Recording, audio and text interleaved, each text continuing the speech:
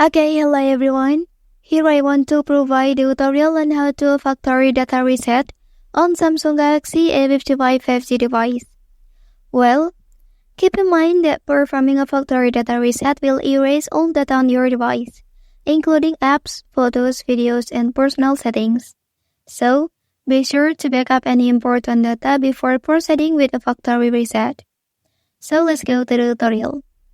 Okay, first thing first, you have to go to the settings on your device.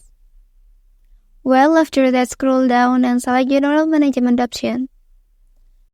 Okay, so here, find out Reset menu and tap on it.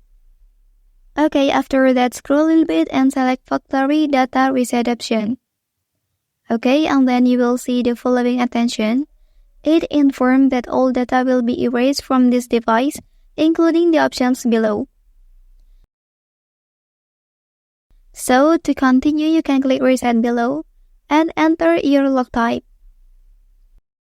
Well, next you can click this option, Delete All. So, to continue, use your email account to verify it's you. Okay, click Send Email here.